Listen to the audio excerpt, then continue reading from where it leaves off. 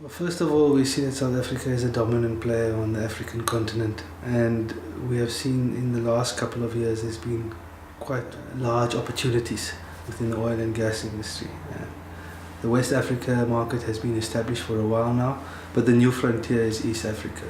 Also in South Africa itself, along the South African coastline, in the last 12 months, we've seen that all the acreage has been taken up by some of the super majors, which in itself says a lot. And South Africa, being the dominant country in sub-Saharan Africa, having strong infrastructure, having a strong legal base to work from, and offering business confidence and investor protection, it's an obvious location to set up your operation.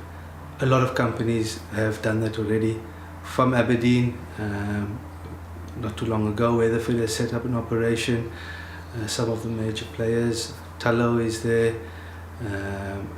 and we see that many of the companies that are license holders are also UK-based companies. I think we've got to just take a step back and look at what is currently in existence in South Africa. And a lot of the skills on the engineering side and on the technical side evolved out of a century-old mining industry that we have in South Africa. Now, it would have been too premature for us to have graduates coming out of both the Polytechnic as well as the university institutions in this field when we didn't have sufficient work for them in the domestic or regional market. But now we're talking, for example, to Robert Gordon University, to Harriet Watt. We need to forge those relationships now so that when the serious traction in the industry in the next 5 to 10 years, you've got these graduates coming out. I've been following on the press, and they're talking about the current opportunity on the decline in the North Sea. The time is now for these Aberdeen companies to look, if they want to extend their influence, look for new business. The new frontier is East Africa.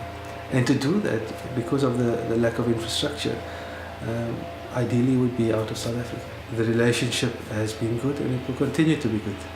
And hopefully we can build it even further now that if we're going to see more Scottish companies in South Africa working it as a base for their sub-Saharan African markets.